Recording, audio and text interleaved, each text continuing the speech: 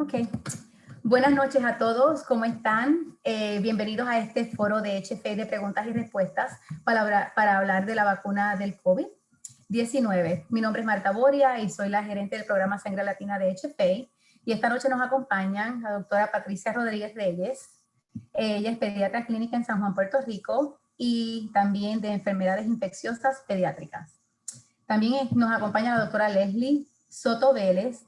Ella es pediatra, hematóloga y oncóloga en San Juan, Puerto Rico. Ella es la directora del Centro de Tratamiento de Hemofilia de la Universidad de Puerto Rico, mejor conocido como el HTC. Y también es la directora clínica del Puerto Rico Newborn Screening and Inherited Disease Program.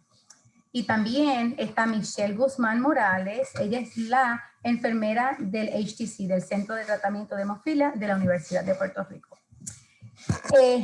Y hoy vamos a contestar preguntas que realmente ustedes, la comunidad con trastornos de sangrado, fueron los que sometieron. Así que a través del link, cuando ustedes se registraron, había un link para ustedes someter preguntas. Y estas son algunas de sus inquietudes con relación a la vacuna del COVID. Pero también, si está sintonizando en vivo usted, también va a tener la oportunidad de someter preguntas en vivo.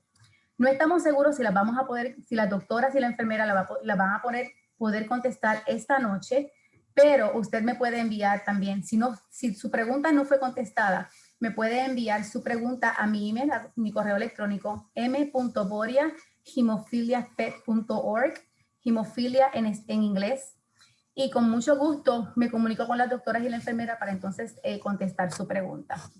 Al final de este webinar va a salir automáticamente una encuesta y esperamos que usted la pueda contestar. Es en español completamente, son poquititas preguntas, creo que son 3 o 5, para entonces por si acaso tiene más preguntas. Y para saber si se queda con dudas, si le gustó, si no le gustó, si le hace falta algo de mejorar. Tendremos preguntas generales al principio de este webinar y entonces luego entraremos e iremos de lleno a las preguntas más dirigidas a trastornos de sangrados. Así que comenzamos ahora con la primera pregunta. La primera dice, estas vacunas se desarrollaron rápidamente. ¿Son seguras estas vacunas? La vacuna del COVID. Hola, muy buenas noches. Yo soy la doctora Patricia Rodríguez, como bien mencionaron, y voy a estar contestando, hablando un poco sobre la seguridad, ¿verdad?, de las vacunas contra el COVID-19. Aunque sí es cierto que estas vacunas se desarrollaron de una manera, ¿verdad?, más rápida de lo que usualmente estamos acostumbrados, hay varias razones por qué esto ocurrió. Primero, me gustaría aclarar y dejar claro que en el parte del proceso del desarrollo de las vacunas se cumplió los diferentes métodos que se hacen usualmente para llegar a lo que es una aprobación de las vacunas a través de la FDA. La razón que esta vacuna se pudo aprobar un poco más rápido, primero es que había dinero, ¿verdad?, envuelto en términos de lo que es funding, y eso es importante porque muchas vacunas a veces tienen problemas y tropiezos que están años tratando de reclutar el dinero para poder desarrollar estas vacunas. Otra cosa bien importante es el tipo de tecnología que utiliza esta vacuna, que es la tecnología de mRNA, y este tipo de desarrollo de vacunas y esta metodología hace que el proceso sea un poquito más ágil, un poco más fácil y eficiente. También es importante reconocer que esta vacuna se estaba desarrollando o se desarrolló en medio de una pandemia en donde teníamos muchísimos casos de COVID-19. Cuando uno está tratando de probar si una vacuna va a funcionar o no, o si es segura, es importante nosotros tener la enfermedad presente, porque como sabemos, lo que estaba midiendo esta vacuna es si era eficiente en prevenir enfermedad de COVID-19. Y la mejor manera de hacer esto es tener la enfermedad alrededor de la comunidad, porque podemos comprobar de una manera más fácil o más rápida que esta vacuna entonces es eficiente. Todos los estudios clínicos pasaron por las diferentes fases de los estudios clínicos. Primero se comprobaba en las fases 1 que las vacunas fueran seguras. Una vez se establecía la seguridad de la vacuna, entonces uno pasa a la fase 2, en donde no solamente se estudia la seguridad, sino también se estudia si la vacuna es efectiva. Ya cuando eso se determine que es una vacuna segura y efectiva, se pasa a lo que es la fase 3 de los estudios, en donde se hacen unas escalas más grandes, se incluyen diferentes participantes con diferentes condiciones médicas y diferentes edades, y una vez tenemos esa data disponible, esa es la que se le presenta a la FDA para entonces la autorización de emergencia. ¿Cuáles son los efectos secundarios de esta vacuna? Toda vacuna puede tener efectos secundarios y esto es algo que es esperado. El que ocurran estos efectos secundarios no quiere decir que uno tuvo una reacción adversa a la vacuna, es algo que puede pasar. Los efectos secundarios más comúnmente reportados son algunos locales, que eso incluyen dolor en la área de la inyección, puede haber algo de hinchazón y enrojecimiento del área. Otro de los síntomas que se pueden reportar son síntomas más sistémicos y estos pueden incluir cansancio, dolor de cabeza, fiebre, dolor en las coyunturas o dolor muscular. Hay otros síntomas que también han sido reportados, pero que no son tan comunes y esto puede incluir vómitos, diarrea, hinchazón de los nódulos, ¿verdad? Por el área donde uno se pone la vacuna. Es importante reconocer que si tenemos estos síntomas podemos comunicarnos con nuestros, ¿verdad? Nuestros médicos y nuestros cuidadores, además de reportarlos en los diferentes métodos que hay disponibles, como en el CDC, el BeSafe o el VARS, que son dos de las herramientas que tenemos para reportar estos síntomas. Importante que el tener estos síntomas no quiere decir que no podemos recibir la segunda dosis de la vacuna. Perfecto. ¿Qué tan efectiva es la vacuna para prevenir el virus? ¿Y me protegerá de la vacuna actual contra las nuevas mutaciones? La eficacia de ambas vacunas, hablando, ¿verdad?, de las vacunas de mRNA, estamos hablando sobre las vacunas de Pfizer y Moderna, que son las que actualmente cuentan con la autorización de uso de emergencia en los Estados Unidos. Ambas tienen una eficacia alrededor de 95%. La de Pfizer en 95% y la de Moderna en 94.1%. Y esto es luego de recibir la segunda dosis de la vacuna, más o menos de 10 a 14 días luego de haber recibido esta vacuna.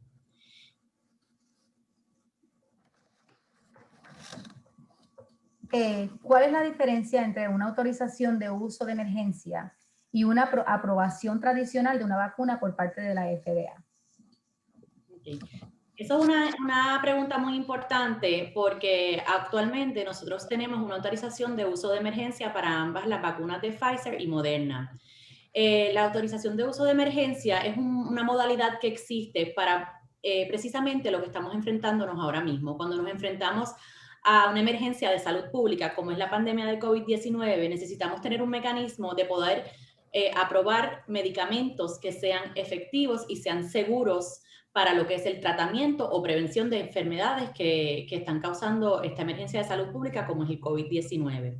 Es importante reconocer que la autorización de uso de emergencia es algo temporal, ¿verdad? Que los estudios clínicos continúan y que toda la data que se siga recopilando se tiene que utilizar para entonces pedir lo que es la autorización final de la FDA para ese producto.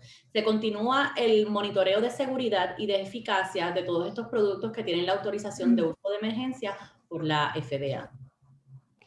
Doctora, quiero ir un momentito para atrás porque no me acuerdo bien, si escuché bien. ¿Esta vacuna le protegerá a las personas en las nuevas mutaciones? Disculpa, ¿verdad? Eso no lo contesté. Es una excelente pregunta porque hemos visto que se está hablando mucho sobre diferentes mutaciones y cuando se habla de mutaciones, esto es algo que ocurre con los virus. Nosotros sabemos que los virus tienen una capacidad de cambiar, ¿verdad? A través del tiempo. Hay 3 cepas, ¿verdad?, que se han ido reportando, que una es la del Reino Unido, Brasil y entonces lo que es África del Sur. La vacuna para la cepa, ¿verdad?, que se reporta en el Reino Unido, sí, tanto la vacuna de Pfizer como la de Moderna es efectiva para entonces prevenir enfermedad causada por esta cepa del SARS coronavirus 2. Actualmente pues se está investigando si estas 2 vacunas pues son igual de efectivas, ¿verdad?, en prevenir enfermedad por estas cepas que están reportadas en Brasil y en lo que es África del Sur. Es importante reconocer que pues puede ser que sí sean efectivas estas vacunas, que tal vez la protección no sea tanta como con las cepas originales, pero es bien importante también saber que la tecnología de mRNA tiene la capacidad de uno poder modificar esta vacuna de una manera que si existiera alguna mutación o alguna cepa que las vacunas actuales no cubran, pues uno podría entonces desarrollar eso más adelante, pero no es lo que está ocurriendo al momento.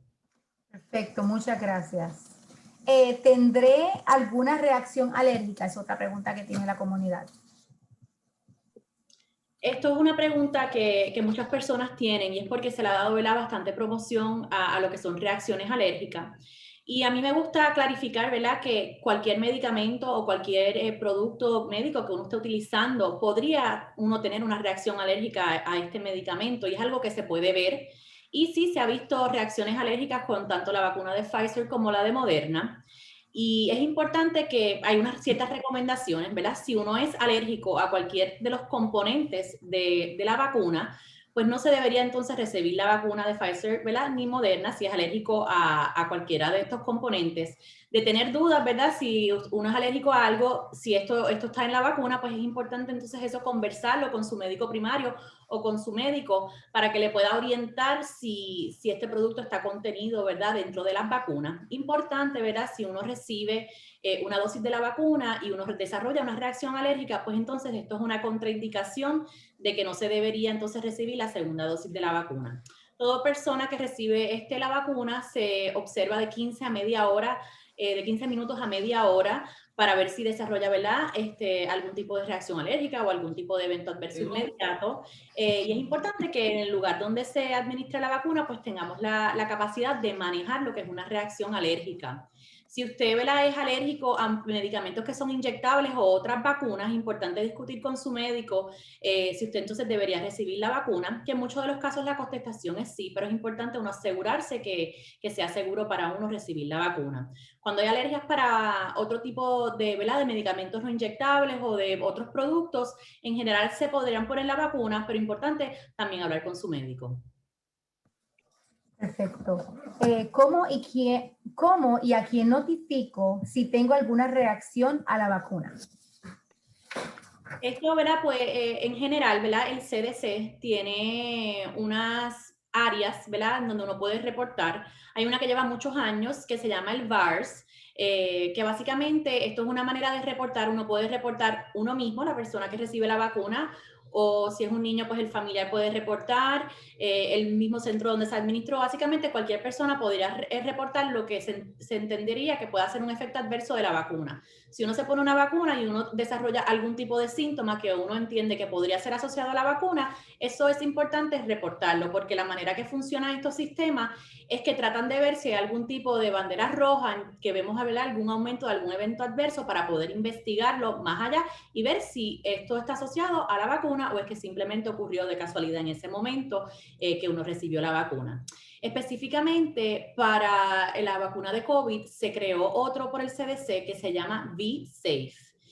Uno se puede registrar a este programa y básicamente lo que hace es que a través de los teléfonos inteligentes te mandan mensajes al ver a la primera semana que recibió la vacuna. Usualmente los mensajes son diarios y son como 3 o 4 preguntas que hacen sencillas, ¿verdad? De que si uno tiene algún tipo de evento, así como fiebre o dolor local o algún síntoma, entonces uno lo describe y luego de eso semanalmente te dan updates para ver cómo entonces has seguido y cómo has tolerado la vacuna. También en el centro donde uno recibió la vacuna, uno puede comunicarse con ellos y reportar esto y entonces algunas páginas, ¿verdad?, de los diferentes departamentos de salud pueden tener también otros mecanismos o información adicional de donde uno podría reportar si hay algún evento adverso que uno entiende que podría estar asociado a la vacuna. Perfecto. ¿Realmente necesito recibir la vacuna del COVID-19? Sí, ¿verdad? La contestación sencilla para eso es que sí, la vacuna de COVID es altamente recomendada. ¿Ves? Hemos visto durante este último año el gran impacto que el COVID-19 ha tenido en todos los aspectos de la vida, ¿verdad? De la salud, lo emocional, lo económico. Y las vacunas, sabemos, en general, son una herramienta excelente que nosotros tenemos y que se ha creado en lo que es la prevención de la enfermedad. ¿Verdad? Yo como doctora y médico, a mí me gusta prevenir las enfermedades. Si hay enfermedades que yo puedo prevenir, eso es lo ideal para, ¿verdad?, para todos y para la salud de las personas. Y a través de la vacunación, precisamente eso es lo que estamos tratando de lograr, lo que es la prevención del COVID-19. Acordando que esto es una vacuna que es segura y que es eficiente.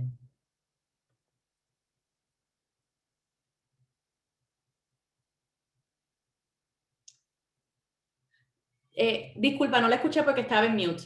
Perdón. Tuve COVID-19 durante el verano. ¿Todavía necesito la vacuna? Sí, la contestación es sí. Personas que tuvieron COVID-19 en el pasado, es importante, ¿verdad?, que también se vacunen. Nosotros sabemos que el COVID-19 es una enfermedad que puede ser letal o que puede tener mucho compromiso de lo que es nuestra salud también a corto y a largo plazo. Y por lo tanto, y también no sabemos cuánto tiempo puede durar una protección por la enfermedad, y hemos visto pacientes que han tenido COVID y se han reinfectado. Por lo tanto, es recomendable que personas que hayan tenido COVID se vacunen. Si uno tiene COVID al momento que te toca la vacuna, pues ahí es que uno puede esperar un tiempo, y básicamente el tiempo que uno espera es el tiempo que se recomienda el aislamiento. Una vez se recupere y el tiempo de aislamiento haya pasado, pueden proseguir con la vacunación. Perfecto, que se tienen que vacunar como quiera. Ahora vamos a entrar un poquito más detalladamente para los trastornos de sangrado. Y esta pregunta dice así: si tomo la vacuna del COVID-19, ¿evitará que reciba terapia génica en el futuro? Mira, actualmente las vacunas que tenemos disponibles por la FDA pueden ser utilizadas en los pacientes que están considerando en un futuro participar en lo que es la terapia genética.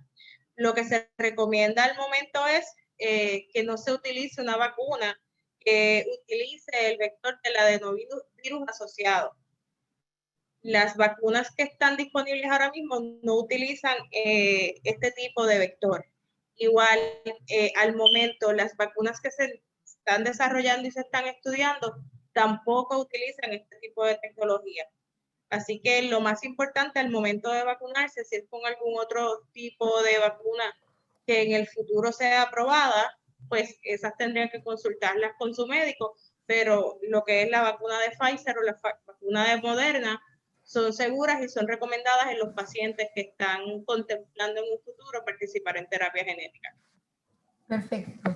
¿Existe alguna preocupación para las personas que han participado en ensayos clínicos de terapia génica con vectores de virus adenoasociados o transgenes modificados mediante proteínas al recibir la vacuna?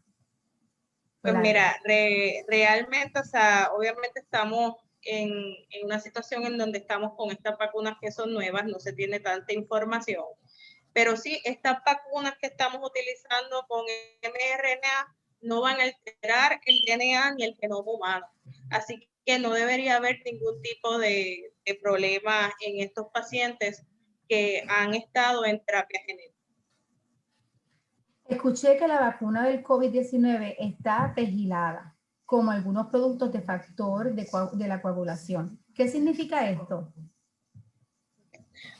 Pegilada es que utilizan una molécula de polietileno glicol, es un poquito difícil decirlo, y en este caso los productos de factor que utilizan esta tecnología son ciertos productos con vida media extendida.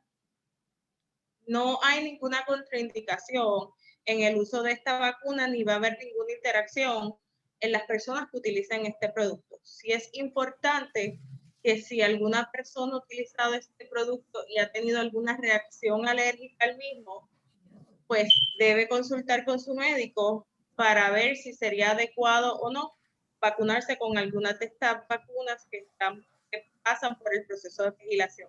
Igual así con algún otro medicamento que tenga el proceso de vigilación, si ha tenido una reacción alérgica a ese tipo de medicamentos, debe de consultarlo con su médico primario para saber si pues, es seguro o no poderse vacunar, pero no debe haber ningún tipo de problema.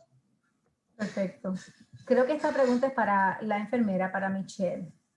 Y obviamente todas pueden también contestar. Según tengo entendido, ¿debo recibir la inyección de COVID-19 por vía intramuscular? Y buenas noches. La vacuna, por su mecanismo de acción, ¿verdad? Requiere ser administrada vía intramuscular. Y con una aguja para los pacientes con condiciones de sangrado se sugiere que sea una aguja de un calibre más pequeño disponible. Luego de administrada la vacuna, se debe observar al paciente al menos 30 minutos para observar algún síntoma de sangrado. Y en ese periodo también se puede aplicar presión en el área por 30 minutos. Los pacientes de desorden de sangrado que estén en profilaxis pueden modificar su profilaxis al día para tener su dosis al día de la vacuna.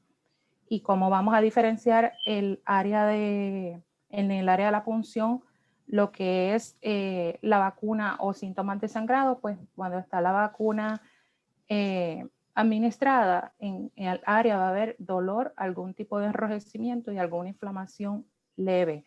Esa inflamación puede durar de 1 a 2 días y va disminuyendo. En cambio, si fuese un sangrado, este dolor va a ir en aumento, va a tener una opresión en el área y también la hinchazón o la inflamación puede estar en aumento. Así que es normal en pacientes que no tienen condición de sangrado que tengan una molestia en el brazo de 1 o 2 días, pero que vaya en disminución. Cualquier reacción o cualquier síntoma que vaya en progreso, pues debe ser notificado a su centro de tratamiento. En esta parte también, parte del racional por lo que se está recomendando que sea intramuscular es que primero no tenemos todavía estudios ni evidencia para saber si se administra de forma subcutánea, si será o no efectiva. Parte del mecanismo de acción de cómo trabaja esta vacuna, en donde lo que se nos va a inyectar es un mensaje para que el cuerpo cree esa proteína de espiga, que sabemos que es la parte del virus del COVID, que es la que nos causa la infección. Pues para que se cree esa proteína, esta vacuna, este mensajero de RNA tiene que estar y llegar al músculo, que es donde se va a crear la proteína. Esa proteína crea lo que es el antígeno, que es lo que el cuerpo reconoce para empezar a crear con el sistema inmunológico los anticuerpos.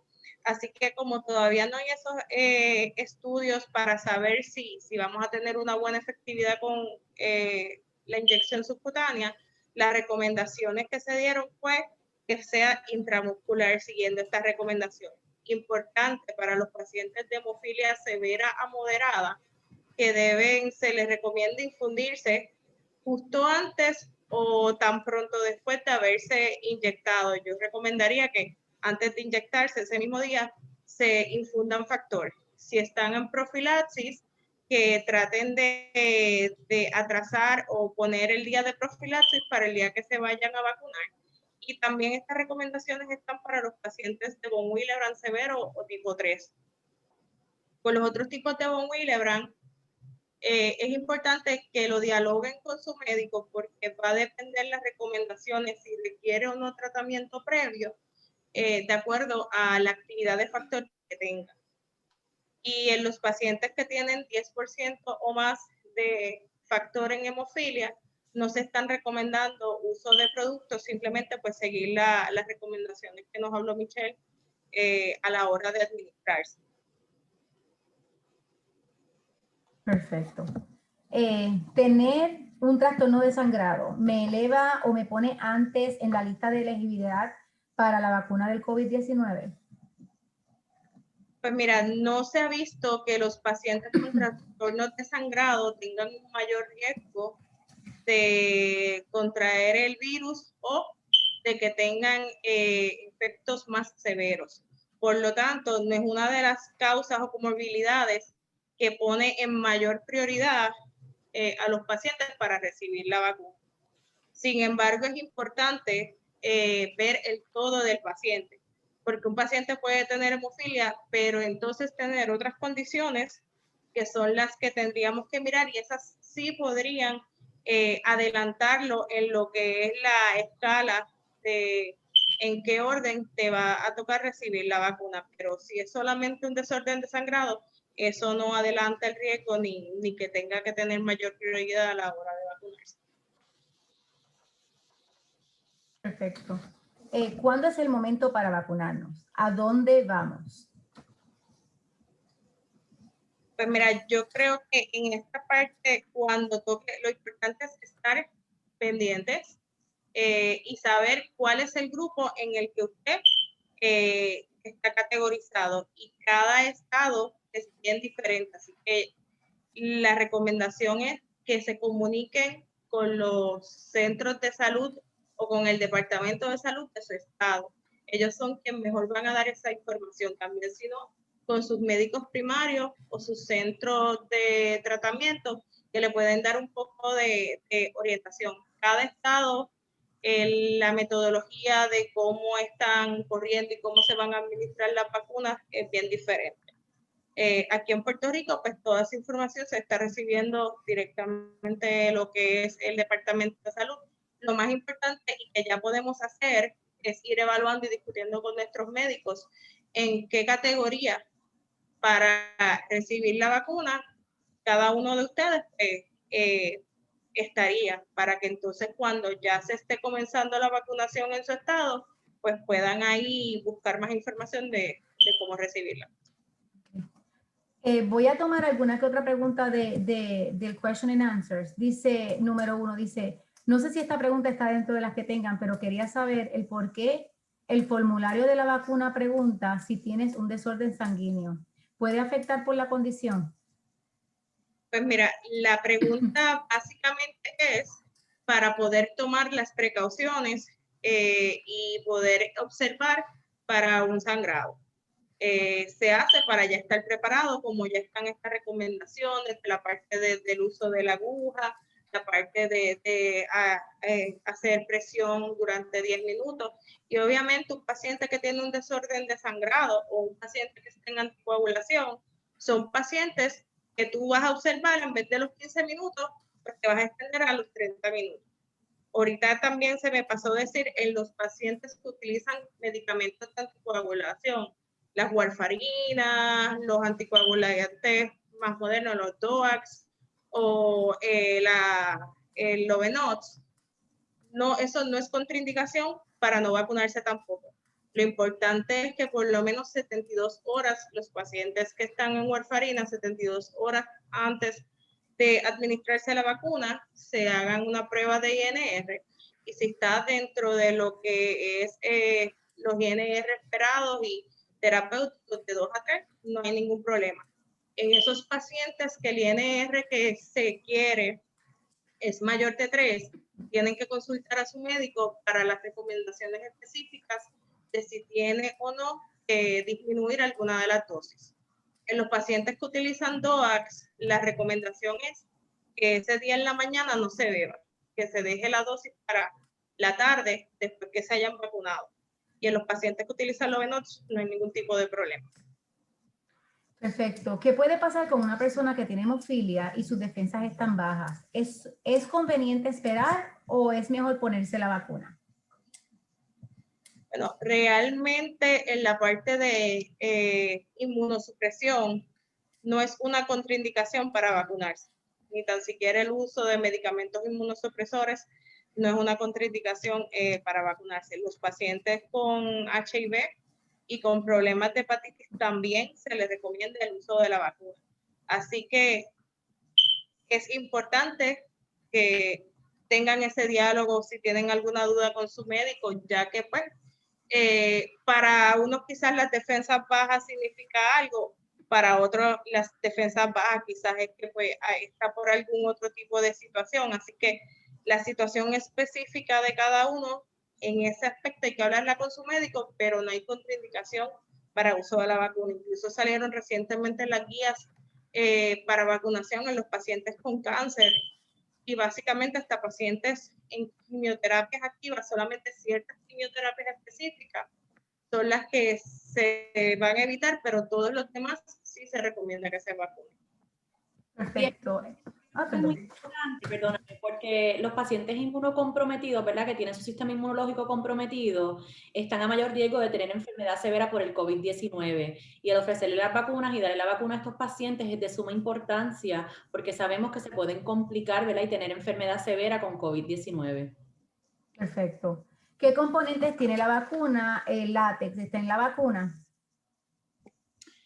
La vacuna tiene varios componentes, son unos nombres bastante prolongados, pero se los podemos hacer llegar por correo electrónico, creo que es la mejor manera, pero hay uno específico que es el polietilenglicol, que la doctora Soto lo había mencionado anteriormente. Esto, ¿verdad? Se usa en diferentes componentes, como ustedes vieron pues en los factores, se usa en diferentes antiácidos o medicamentos para el estreñimiento como, ¿verdad? Que se pueden utilizar. Y las personas que tienen alergia a este medicamento, pues no deberían recibir la vacuna ni de Pfizer ni de Moderna. El látex no está contenido dentro de la vacuna ¿verdad? De Pfizer ni de Moderna. Y importante, ¿verdad? Que sabemos que las botellitas de donde se sacan estas vacunas tienen un tapón verdad que usualmente está hecho de goma, pero esto no contiene látex tampoco. Así que la contestación, personas que tienen alergias a látex pueden recibir la vacuna. Importante que si eres alérgico siempre tengas la conversación con su médico, con su alergista, sobre la recomendación de la vacunación. Perfecto, muchas gracias. ¿Cuándo puede mi hijo recibir la vacuna? Bueno, puedo contestar un poco sobre eso y creo que Michelle también podría abundarnos un poco más. Actualmente la vacuna de Pfizer está aprobada en pacientes de 16 años en adelante y la vacuna de Moderna está aprobada en pacientes de 18 años en adelante. Ambos, Pfizer y Moderna, están reclutando pacientes desde los 12 años de edad y entendemos que pronto, ¿verdad? En los próximos meses vamos a tener un poco más de data sobre las indicaciones, ¿verdad? Y la seguridad de la vacuna en estos pacientes, estas poblaciones pediátricas. Para entonces ver si se puede lograr lo que es la aprobación, ¿verdad? Del uso de la autorización del uso de emergencia por la FDA para expandirlo hasta los 12 años de edad, con miras de que los estudios van a continuar reclutando pues próximamente pacientes también desde los 6 hasta los 12 años de edad y que una vez se complete esto, pues entonces se pasará a los niños más pequeños. Esto es algo que es bastante común en lo que es la creación de medicamentos o de vacunas que usualmente pues se comienza con los adultos y entonces luego se sigue con los pacientes pediátricos. En el caso de Pfizer, comenzó sus ensayos en la población de 12 años o más para julio del año 2020 y en octubre comenzó a administrar la vacuna en esos pacientes.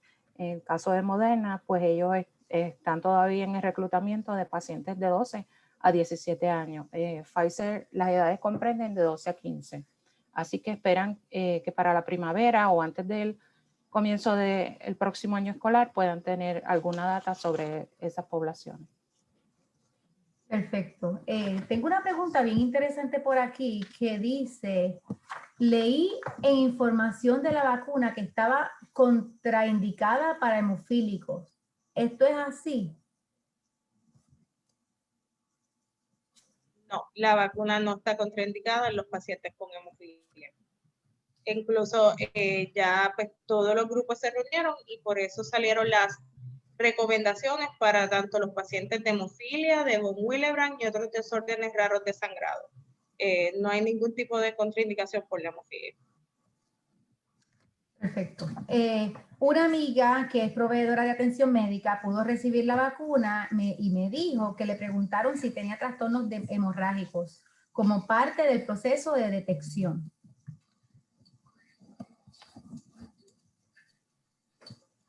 Básicamente, ahorita hablamos de eso un poquito. Sí. La pregunta se hace en el cuestionario para saber qué medidas tengo que utilizar a la hora de administrarte la vacuna y cuánto tiempo te van a observar. Importante, y vuelvo y recalco, los pacientes con hemofilia severa o moderada deben difundirse antes y los pacientes con otras severidades deben discutir con su hematólogo las recomendaciones específicas para su caso, si necesitan o no administrarse medicamentos previo a inyectarse con la vacuna. ¿Es seguro recibir la vacuna si está usando el Limbra? Sí, es seguro y se recomienda a los pacientes de Libra o emicizumab administrarse la vacuna. En estos pacientes, por el mecanismo de acción de cómo es el emicizumab, que de ser un paciente severo te convierte básicamente en un paciente leve, en estos pacientes no se está recomendando uso de factor ni uso de ácido tranexámico previo a la administración de la vacuna. obviamente en caso de que luego de administrar la vacuna tuvieran algún signo que sugiriera un sangrado, es importante que se comuniquen con su hematólogo para que le haga las recomendaciones de tratamiento para el mismo. ¿Puede darme COVID la vacuna del COVID y tendré que ponerme refuerzo en el futuro? La vacuna de COVID no te va a causar COVID, no es posible, ¿verdad? Esto es una vacuna que no contiene el virus completo, ¿verdad? Hay algunas vacunas que sí contienen un virus vivo, atenuado. Eso quiere decir que es un virus que se modificó, ¿verdad? En el laboratorio de una manera que no nos causa la enfermedad, pero esto no es la vacuna del COVID, ¿verdad? Las vacunas en contra del COVID, las que actualmente están aprobadas por la FDA, que cuentan con la autorización de emergencia, son vacunas de la tecnología de mRNA, como explicó la doctora Soto anteriormente. O sea que lo que está llevando es la información de ese antígeno específico que causa que nuestro cuerpo cree inmunidad y protección. O sea que no hay manera que esta vacuna te cause COVID-19. La pregunta, ¿verdad?, del refuerzo es algo que es importante y la verdad es que todavía no tenemos la contestación. Lo que sí les puedo decir es que ambas vacunas se deben administrar con 2 dosis, tanto la de Pfizer como la de Moderna. La vacuna de Pfizer entre dosis debería lapsar 21 días y entre las 2 dosis de la vacuna de Moderna se recomienda que pasen 28 días. ¿Verdad? Hay unos días, ¿verdad? Como 4 días antes, 4 días después que uno podría administrar la vacuna, pero en general lo más cercano a esos días es lo recomendable. No sabemos aún, ¿verdad?, cuánto tiempo nos va a durar la protección de la vacuna del COVID-19. Sabemos que es una vacuna muy eficiente en crear estos anticuerpos y crear esta protección en contra de la enfermedad del COVID-19, pero aún no tenemos suficiente tiempo, ¿verdad?, de la vacuna disponible o los estudios de la vacuna para saber cuánto tiempo esto va a durar, ¿verdad? Los estudios al momento han visto que 6 a 9 meses se entiende que esta protección debería durar, pero puede ser que sea más. Vamos a tener más información mientras vaya pasando el tiempo de si esto es una vacuna que nos vamos a tener que poner anualmente como la vacuna de influenza o es una vacuna que nos ponemos cada 10 años como la vacuna del tétano. Esto es algo que no sabemos, pero es una importante pregunta que esperemos poder tener la contestación más adelante. Perfecto, gracias. Tengo las 2 dosis de la vacuna y necesito viajar en avión. ¿Todavía necesito una prueba del COVID?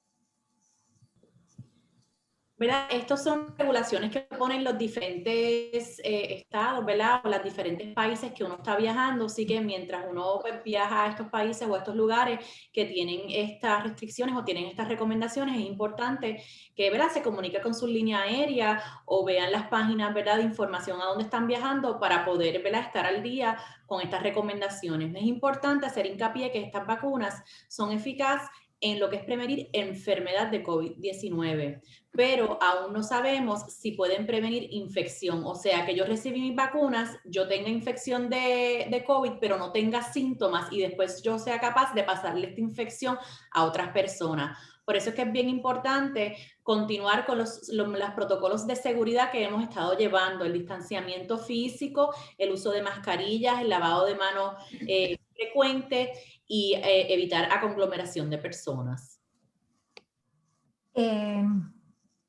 Doctor Fauci recomendó el uso de la doble mascarilla. Si estoy vacunado, ¿debo usar doble mascarilla?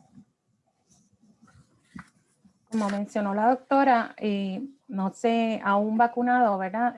No se va a saber cuánto es la duración de esta inmunidad y si puede desarrollar alguna infección asintomática. Por lo tanto, el CDC recomienda que las personas usen mascarillas de 2 capas o más.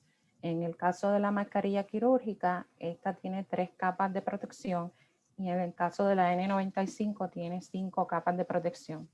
Se recomienda que si va a estar en espacios abiertos, es un área de poco riesgo y puede usar una mascarilla quirúrgica o mascarilla de tela. La mascarilla de tela básicamente contiene 2 capas de cubierta. Si está entonces ya en un espacio más cerrado, en reuniones o en transportes públicos o hasta en un avión, pues ya un riesgo moderado se recomienda que use mascarilla quirúrgica. Y la N95 pues se recomienda más para alto riesgo, que envuelve pacientes diagnosticados y profesionales de la salud. Hay una particularidad con la N95 que necesita tener un ajuste perfecto con la cara de la persona para que pueda hacer el sellado necesario para la protección. Así que la recomendación es usar 2 capas o más de protección. Perfecto. ¿Cuál vacuna es recomendable para una persona con trastornos de sangrados? ¿Pfizer o Moderna? ¿Y cuál de estas 2 vacunas aprobadas es mejor para las personas que viven con HIV o SIDA? En respecto a tanto los pacientes con HIV y SIDA, los pacientes hemofílicos, los pacientes que puedan tener ambas condiciones, no hay una preferencia entre una vacuna y la otra, ¿verdad? Y esto es en general para todas las condiciones médicas. La vacuna de Pfizer y la vacuna de Moderna son bien eficaces ambas, son bien seguras ambas, y pues en realidad no hay una recomendación de utilizar una sobre la otra. Así que cualquier vacuna de las 2 que esté disponible para ustedes, mi recomendación es que esa es la que se ponga. Tengo varias comorbilidades, así como el trastorno de sangrado. Tengo un riesgo más alto de desarrollar COVID-19. ¿Importa si controlo las comorbilidades con los medicamentos?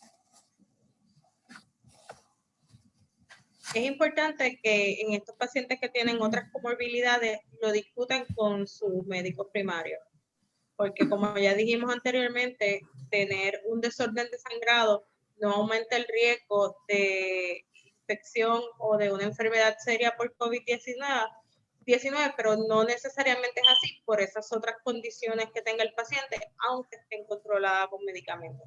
Así que la recomendación es que discutan su cuadro clínico con su médico primario para poder entonces catalogar cuál sería el nivel de prioridad que usted tendría como paciente para recibir la vacunación.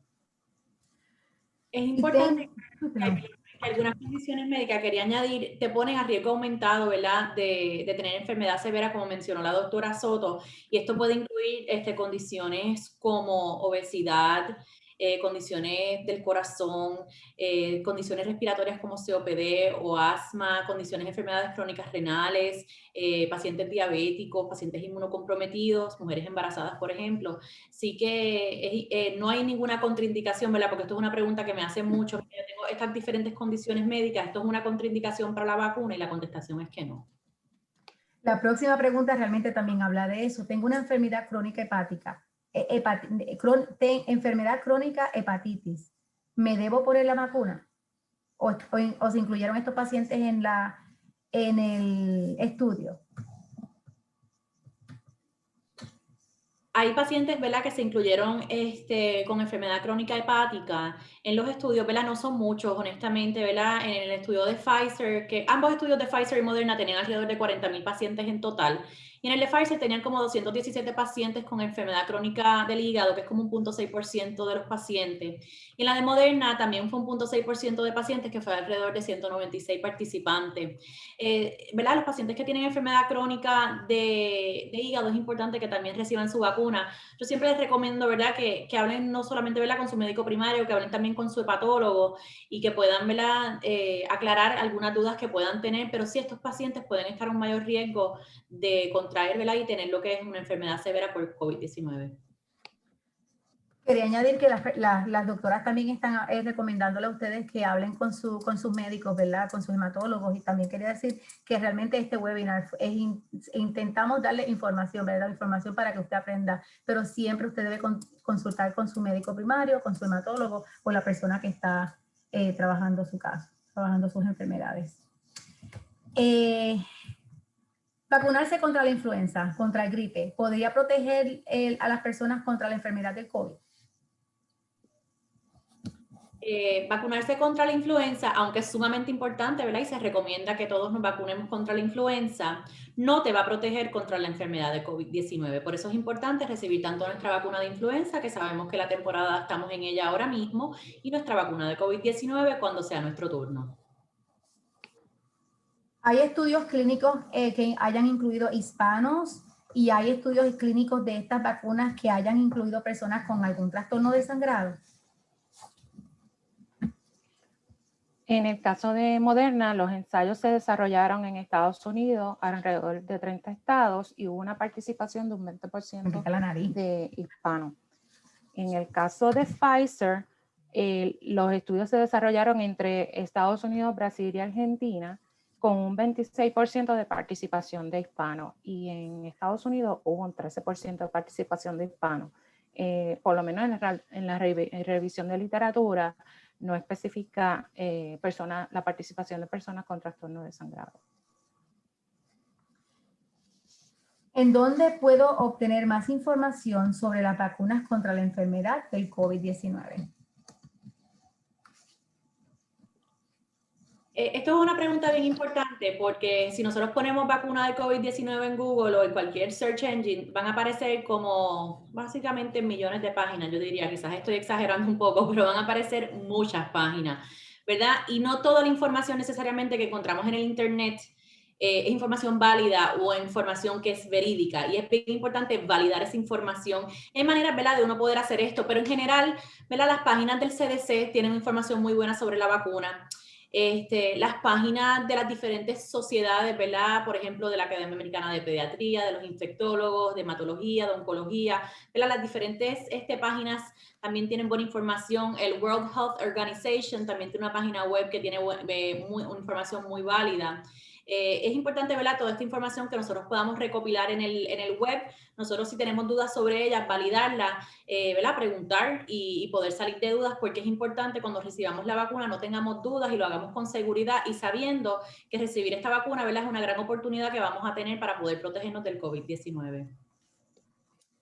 Si soy un cuidador de una persona con un trastorno de sangrado, ¿me debo vacunar?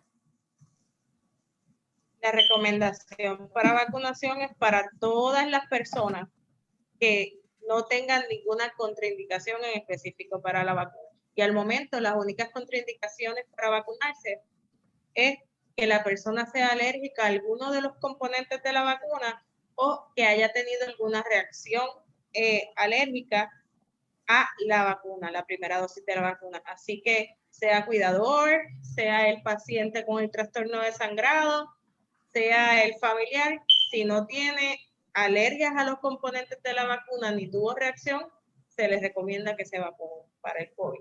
Para, como dijo Patricia ahorita, que todos nos podamos proteger contra esta enfermedad. Es una oportunidad que tenemos, gracias a Dios, que hace meses atrás no las teníamos, así que es importante que se pueda aprovechar. Ahí quería aportar que como no está disponible la vacuna aún para menores de edad, es importante que el cuidador entonces participe del proceso de la vacunación para de una forma proteger a sus hijos. Estoy embarazada y soy portadora. ¿Me debo vacunar? Quiero hablar un poco, ¿verdad?, de las mujeres embarazadas porque es algo bien importante. En general, ¿verdad?, en los estudios no se incluyeron mujeres embarazadas y esto es algo que es común, ¿verdad?, de los estudios clínicos, pero sí mujeres que recibieron la vacuna, ¿verdad?, entre la primera y la segunda dosis, ¿verdad?, descubrieron que estas personas pues sí estaban embarazadas, o sea que sí tenemos personas embarazadas que recibieron la vacuna, aunque pues una vez ya ¿verdad?, se diagnosticó el embarazo, pues ya no estaban participando del estudio, pero sí se le estaba dando seguimiento a estas personas. También cabe clarificar que hay varias, ¿verdad?, miles de mujeres que han recibido la vacuna estando embarazadas, ahora, ¿verdad?, fuera de los estudios clínicos, y se le va a estar dando seguimiento de cerca a estas mujeres. Y la razón que digo esto es que no tenemos muchísima data publicada de mujeres embarazadas que han recibido la vacuna, pero no hay razón para pensar que estas vacunas tengan algún tipo de riesgo a lo que es la salud, ¿verdad?, tanto del feto como la mujer embarazada. Y lo que es el Colegio de Obstetras y Ginecólogos, la Academia Americana de Pediatría, se recomienda que en personas que están embarazadas, que tienen un riesgo aumentado de tener exposición, ¿verdad?, a lo que es el COVID-19, que se reciban estas vacunas o se le ofrezcan estas vacunas, o sea, que se haga una decisión entre lo que es la persona embarazada, el médico de este paciente y la persona administrando la vacuna, o sea, que no se le bloquee de poder tener acceso a la vacuna a las personas que están embarazadas. Yo sé que ustedes han abundado bastante en esto, pero como quiera, hay otra pregunta. Dice, hablamos de hemofilia y de von Willebrand, pero pacientes con otros desórdenes sanguíneos, como lo es el Binar Solar Syndrome, ¿puede vacunarse?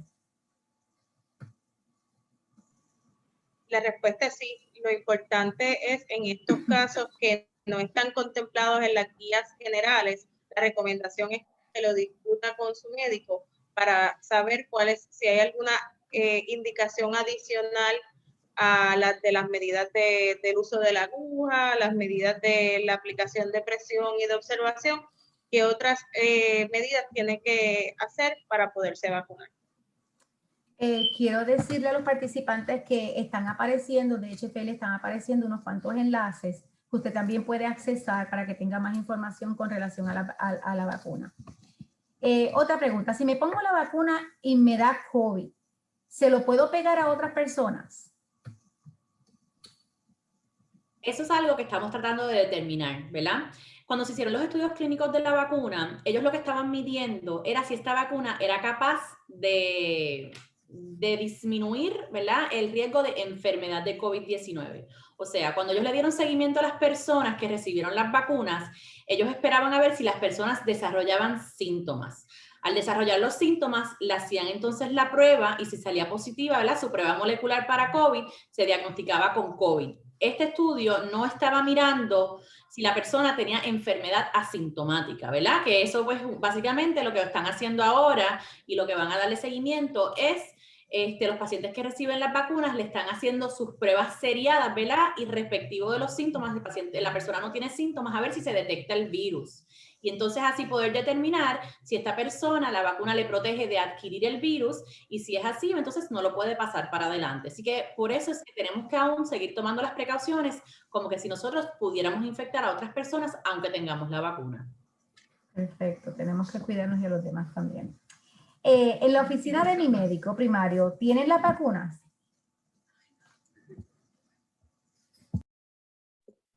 Puedo contestar esa si gustan y quizás pueden abundar un poquito más.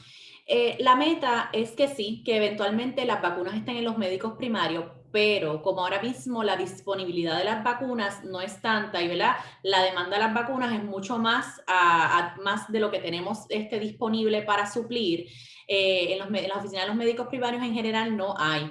¿Verdad? Puedo hablar de Puerto Rico, que es donde pues yo tengo más conocimiento porque es donde pues trabajo.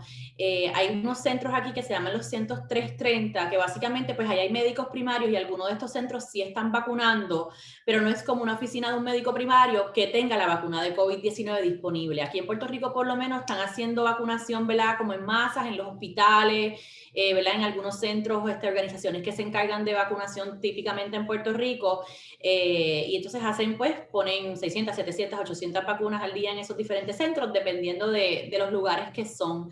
También, ¿verdad?, hay que tomar en consideración los tipos de vacunas que son, por ejemplo, la vacuna de Pfizer, tiene unos estrictos protocolos en términos de temperatura, que son unas temperaturas bien frías, que no todos los médicos primarios, ¿verdad?, tienen la disponibilidad de ese freezer, lo que se llama como un sub-zero freezer de menos 80, disponible, que eso es otra cosa que puede limitar, aunque la de Moderna pues sí se podría entonces poner en las neveras, pero actualmente la mayoría de los médicos primarios pues no las tienen disponibles, pero se espera que cuando tengamos suficiente producción es algo que sí se pueda tener en los médicos primarios, que, ¿verdad?, que proveen vacunas, porque no todos los médicos primarios vacunan.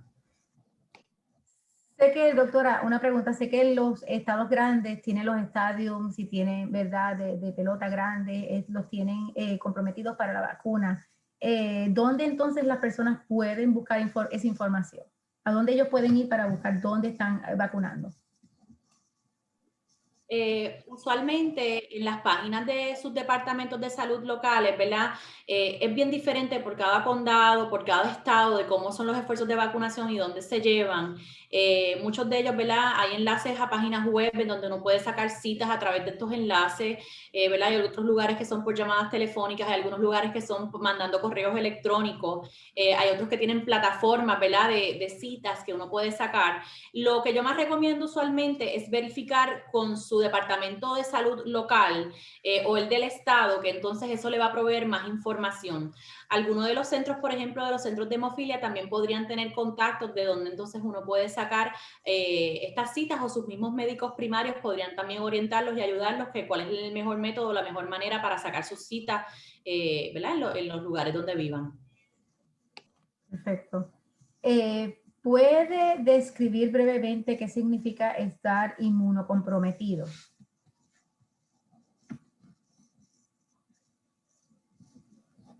Pues básicamente, decir que uno está inmunocomprometido es decir que la persona tiene una condición médica o secundario a algún tratamiento médico en el cual ha causado que su sistema inmunológico está debilitado.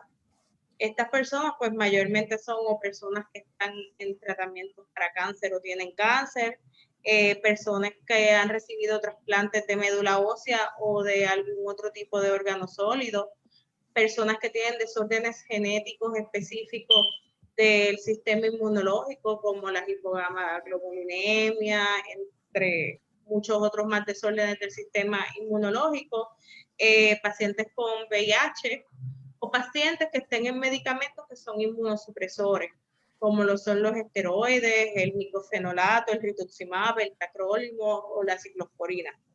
En general, lo que es hemofilia y desórdenes de sangrado no es una enfermedad que se considere que están inmunocomprometidos. Y a los pacientes con inmunosupresión, como dijo ahorita, recalcó Patricia, se le está recomendando, ya que se pueden enfermar seriamente con COVID, que se vacunen. Siempre es importante en este grupo de pacientes consultarlo con su médico, porque hay unos en donde se puede hacer en un momento antes y en otros un momento después, o qué precauciones específicas de acuerdo a su condición en ese momento para poderse vacunar o no. Pero si no es una contraindicación la inmunosupresión para vacunarse, y hemofilia no te convierte en un paciente ni desorden de sangrado, en un paciente inmunocomprometido. Perfecto. ¿Qué tan cierto es que si uno toma ibuprofen afecta que funcione al 100% la vacuna? ¿Verdad? Esto, ¿verdad? Si uno puede tomar ibuprofen, ¿verdad? Si tu condición médica permite que uno pueda tomar ibuprofen, uno la puede tomar si uno siente, ¿verdad? Algo de dolor, molestia, dolor muscular, para ayudar con los síntomas, ¿verdad? No es recomendable premedicarse, ¿verdad? Con el ibuprofen, pero si uno tiene un síntoma, uno lo puede tomar, ¿verdad? Igual que uno podría tomar la acetaminofén también si no tiene alguna condición que, ¿verdad? Que contraindique que tomar estos medicamentos. ¿Verdad? Esto es algo que ha sido bien debatido y se ha hecho muchos estudios en si el ibuprofen o el acetaminofén puede tener algún tipo de efecto secundario en términos de no tener una respuesta inmunológica tan robusta a la vacuna. Esto la verdad que no se ha comprobado. O sea que si uno tiene los síntomas y entonces uno necesita eso para aliviar los síntomas, pues se puede tomar. ¿Hay algo que puedo hacer para mejorar mi salud general y mi sistema inmunológico?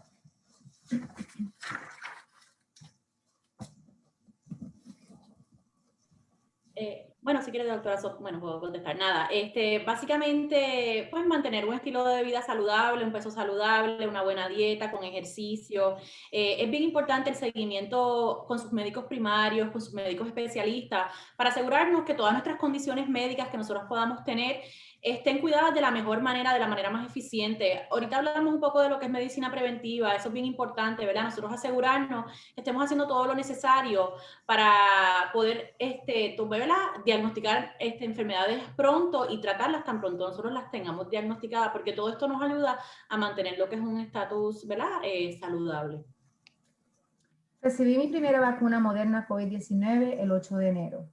9 días después descubrí una erupción de 2 pulgadas de diámetro en el lugar de la inyección y una erupción en el tronco, la parte superior del brazo y las piernas el día 12. ¿Podría mi von Willebrand estar asociado a la reacción, o incluso que la erupción podría ser más roja de lo que sería para otras personas?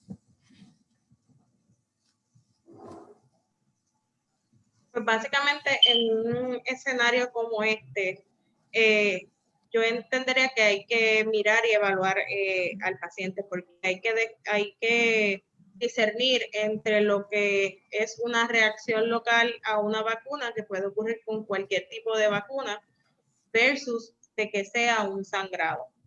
Así que por ser von Willebrand no va a ser normal que tenga esas manifestaciones de una manera diferente a la otra. Lo que sí es importante es que consulte a su médico para que se pueda estar seguro de que esto es una reacción local versus que no sea una reacción por un sangrado que esté teniendo en el área donde fue vacunado. La mayoría de las personas... añadir, perdón. Sí. Sí, quiero añadir que en el caso de Moderna, cuando se estaban desarrollando los estudios, hubo un 0.8% de las personas que desarrollaron reacciones tardías a partir del día 8 en la primera dosis. Y ya entonces para la segunda dosis, alrededor de 68 personas. Así que es posible que pasado, a veces uno piensa que los síntomas van a estar 1 o 2 días, pero sí hay personas que pueden tener el desarrollo de esos síntomas un poquito más tarde. La mayoría de las personas que contraen COVID-19 tendrían efectos secundarios, efectos a largo plazo. Esta pregunta va dirigida más, entiendo, a los pacientes que desarrollaron COVID-19 tanto la vacuna. Pero sí, se ha visto que los pacientes que desarrollaron COVID-19 pueden tener efectos no solamente a corto plazo, pero también a largo plazo. Y no solamente, ¿verdad? Sabemos que el coronavirus, el SARS-CoV-2 2 es un virus respiratorio, pero vemos cómo afecta a todas las partes del cuerpo, ¿verdad? Causa lo que es una hiperinflamación, ¿verdad? Una inflamación exagerada, afecta a nuestro corazón, nuestro hígado, nuestros riñones, a nivel cognitivo, nuestro sistema nervioso central. O sea que el COVID es una enfermedad seria y puede tener implicaciones a largo plazo que aún no sabemos cuáles son, porque pues llevamos sí 1 año con esta pandemia, pero todavía no tenemos estudiado que cuáles son esos efectos a largo plazo y cuánto pueden durar o si es que son duraderos de por vida. ¿Hay pruebas de anticuerpos para las personas expuestas o inmunes al COVID-19?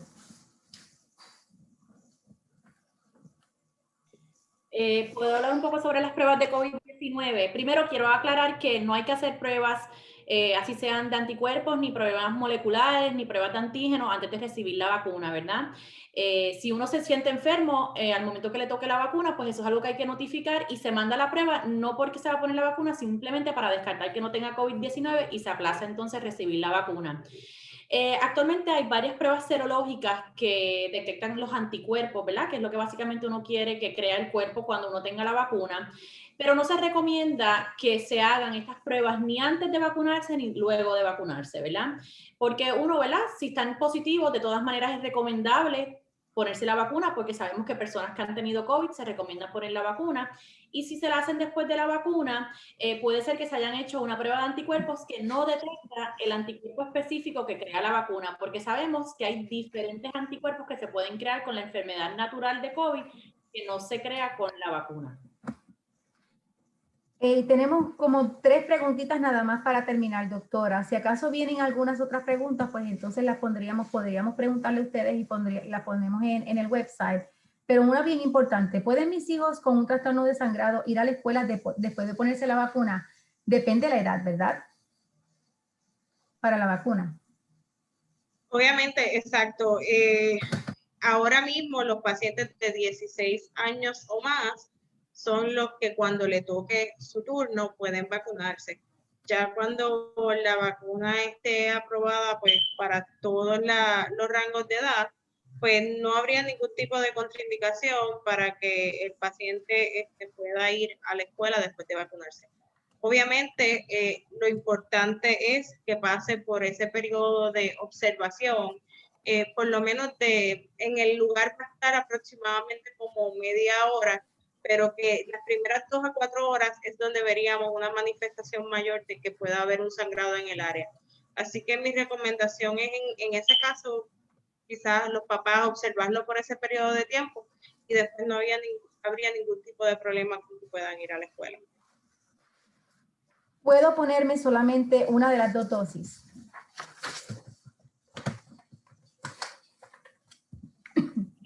Es recomendable que se reciban las 2 dosis. La única razón que uno se pondría una dosis nada más es porque tuvo una reacción alérgica a la primera dosis y entonces la segunda dosis no está indicada. La razón para esto es que se vio que luego de la primera dosis de la vacuna sí se creaba inmunidad, pero era una eficacia de alrededor del 50-52%. Para entonces llegar a la eficacia del 95% que está reportada en los estudios, se requieren las 2 dosis de la vacuna. Perfecto. La última pregunta. ¿Cuál prueba es más confiable, la serológica o la molecular? Porque hay personas que han tenido falsos positivos. La prueba de elección para hacer el diagnóstico de COVID-19 es la prueba molecular. Perfecto. Doctoras, el tiempo ha concluido. De hecho, nos pasamos 5 minutitos más. ¿Algo que ustedes quieran añadir rapidito antes de irnos? Quiero agradecerles la oportunidad de poder hablar con ustedes durante este tiempo. Es un tema muy importante, ¿verdad? Yo les exhorto a que hagan sus preguntas, que no se queden con dudas. Si tienen alguna inquietud, alguna duda, pues tienen todos estos recursos disponibles para ustedes, sus médicos, sus especialistas, sus centros, ¿verdad? Sus enfermeras, todo el mundo tiene mucho conocimiento sobre esta vacuna, ¿verdad? Si tienen la oportunidad de vacunarse, les exhorto que así lo hagan. Porque pues en realidad esto es lo que nos va a ayudar a poder parar esta pandemia. Cierto. Va a haber una encuesta luego de que se termine este webinar ya en unos minutitos. Muchas gracias a ustedes, doctoras. De verdad, muchísimas gracias por sacar de su tiempo para poder orientar a nuestra comunidad y a Michelle. Les digo que este no va a ser el primero, ¿verdad? Ni el último. Es el primero, pero no es el último. Así que si ustedes tienen más preguntas, por favor, sigan sometiendo las preguntas a mi email, a mi correo electrónico. Va a aparecer una encuesta al final ahora. Por favor, llénenlo porque realmente de eso depende pues el futuro. Y muchas gracias nuevamente. Muchas gracias. Buenas noches. Buenas noches a todos y gracias por la invitación.